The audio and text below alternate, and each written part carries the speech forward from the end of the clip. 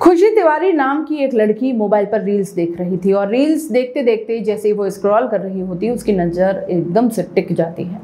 एक रील में वो मध्य प्रदेश के जबलपुर का एक रिमझा गांव लगता है, वहां पर श्रीमद् भागवत कथा चल रही थी और भागवत कथा के दौरान ही अनिरुद्ध आचार्य, जो कि बहुत ही मशहूर कथावाचक हैं, उनसे एक व्यक्ति ने सवाल किया कि 18 एकड़ जमीन है लेकिन शादी नहीं हो रही है। और जैसे ही वो ये बात कहता है तो जो कथावाचक होते हैं उनसे कहते हैं कि लड़की वालों को क्या ये जमीन दिखाई नहीं दे रही।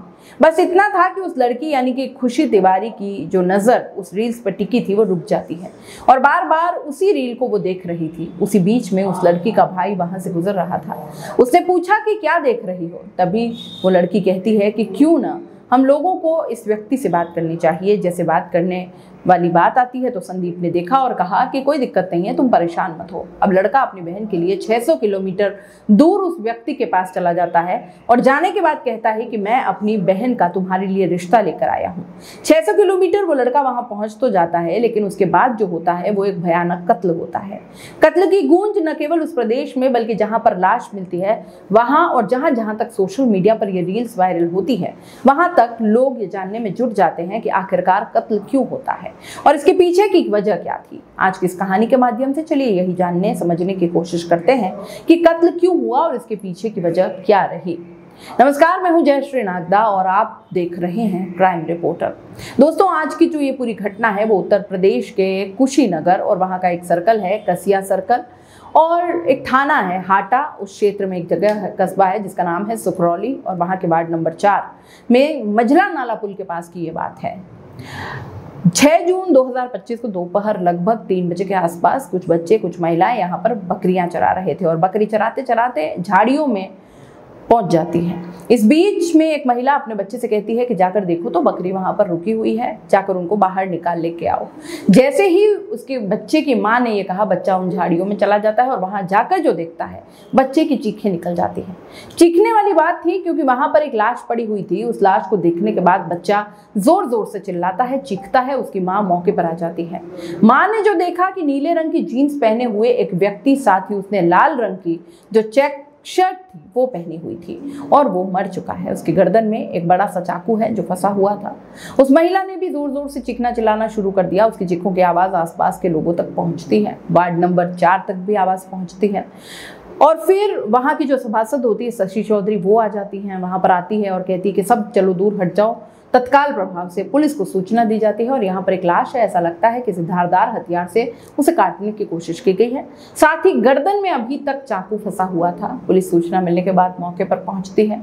इनकी कसिया जो सर्कल ऑफिसर होते हैं कुंदन सिंह, वो और एसओ जो हाटा के एसएचओ होते हैं रामशाह चौहान, फॉरेंसिक टीम और बाकी की टीमों के साथ उनका पूरा लाभ लश्कर लेकर पहुंच जाते हैं देखने के लिए कि आखिरकार मामला क्या है। यहाँ आकर देखते हैं कि वाकई किसी व्यक्ति को चाकू से बार बार गोद दिया गया था और एक बार वो चाकू जाकर गर्दन में ऐसा फंस जाता है, अटक जाता है। अब इसके बाद पुलिस ने उस लाश को कब्जे में लिया और कब्जे में लेने के बाद पोस्टमार्टम के लिए भेज दिया।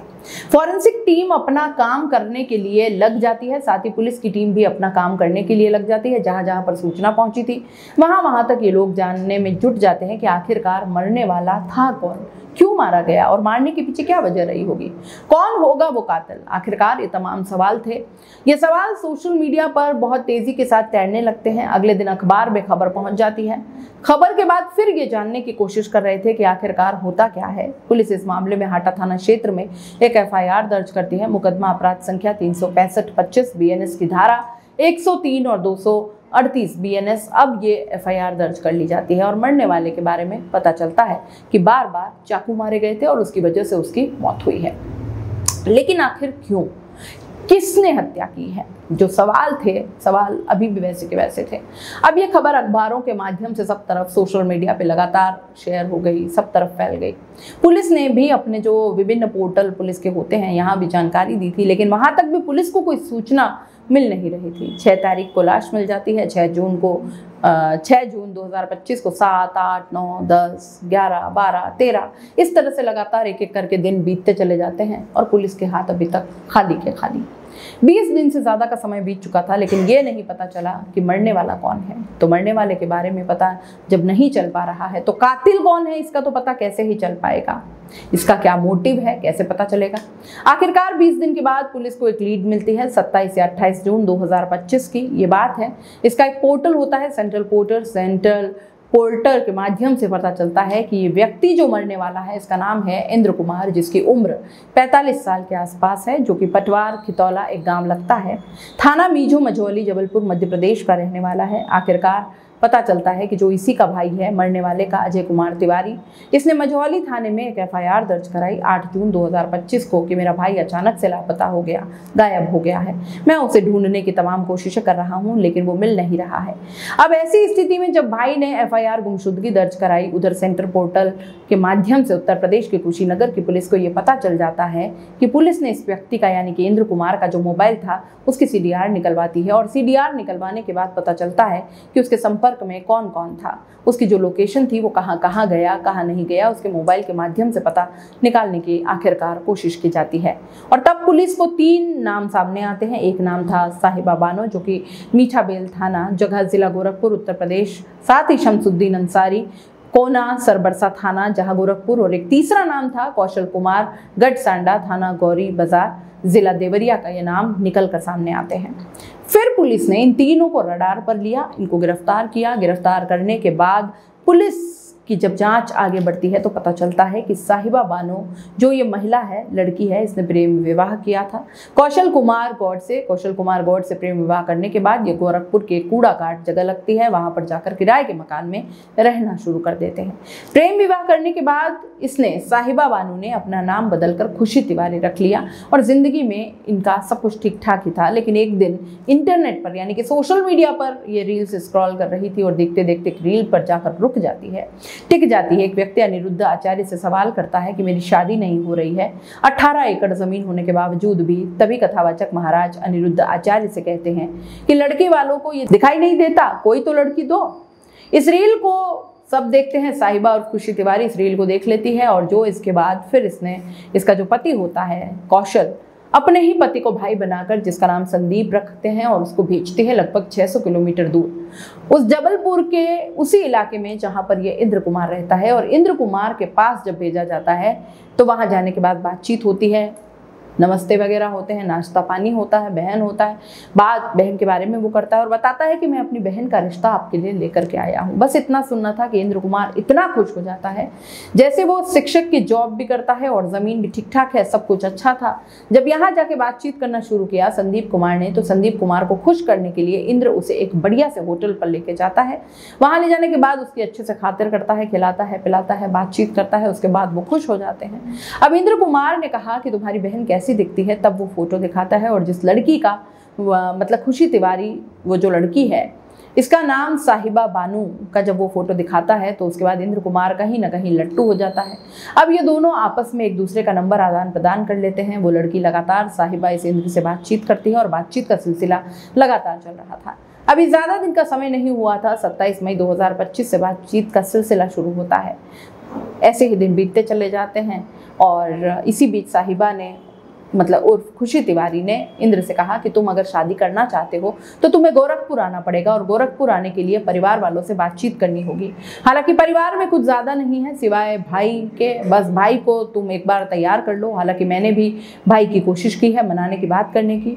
वो व्यक्ति वहाँ पहुँच जाता है। 2 जून 2025 को अपने घर से निकलता है, लगभग 600 किलोमीटर दूर उस लड़की के पास पहुँचता है। लेकिन जब जा रहा था तो अपने भाई अजय कुमार तिवारी से कहता है कि मुझे एक लड़की मिल गई है, मैं उससे शादी करना चाहता हूँ। कुछ ऐसी दिखाई देती है, कुछ इस तरह की बातें वो अपने भाई को बताता है। और उसके बाद फिर उसने ये जगह बिल्कुल क्लियर नहीं की थी कि कहाँ जा रहा है कहाँ नहीं, क्योंकि लड़की ने कहा था कि अब तुम अकेले आना, किसी को लेके मत आना। और वो ऐसा था कि उसकी बातों में लगातार आता चला गया। आखिरकार उस लड़के के पास पहुंच जाता है और यहाँ से गोरखपुर बुलाते हैं। गोरखपुर में कहीं दूसरी जगह लेकर के जाते हैं 3 जून 2025 को।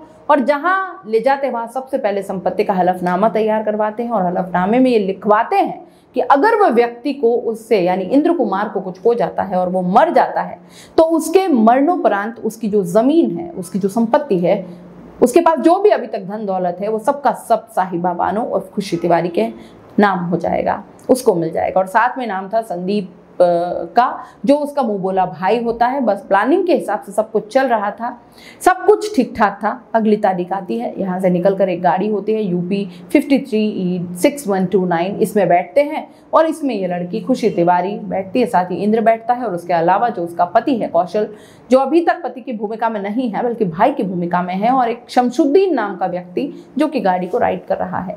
आखिर ये बैठते हैं, यहाँ बैठने के बाद अपना गोरखपुर छोड़ते हैं, सीधा कुशीनगर जाते हैं। कुशीनगर का एक जगह सर्कल है जिसका नाम है कसिया सर्कल। 5 जून 2025 को यहाँ पर एक आइडियल के नाम से एक होटल होता है, होटल में रुकते हैं और वहाँ रुकने के बाद शादी करते हैं। इनके कमरे में एक झूठ मूठ की एक बिल्कुल प्रायोजित शादी की तैयारी होती है। उसकी मांग में सिंदूर भरवाया जाता है, उसको बढ़िया से बड़े कपड़े पहनाए जाते हैं, साड़ी पहनाई जाती है। अपने घर से वो काफ़ी अच्छे अमाउंट में जेवरात वगैरह लेकर के आया था, उस लड़की को पहनाए जाते हैं और उसके पहनाने के बाद उसको मांग में सिंदूर भर दिया जाता है। शाम हो चुकी थी। फिर उसके बाद सुहागरात की जब तैयारी होती है, सुहागरात मनाने के लिए जब वो जाते हैं तो ये बैठ के आराम से तसल्ली से खाना खाते हैं। और जब खाना खा रहे थे तो इंद्र नहीं जानता था कि जिस खाने को वो खा रहा है दरअसल उस खाने के अंदर नशीली दवाइयाँ मिली हुई है, क्योंकि इसे खाएगा और खाने के तुरंत बाद उसको नींद आएगी। और बिल्कुल भी इस बात का भनक नहीं थी, जानकारी नहीं थी। इस बात से खुश था कि लगभग 42-45 साल की उम्र में एक लड़की से शादी हो रही है और वो आज सुहागरात मनाने के लिए सेज पर जा रहा है।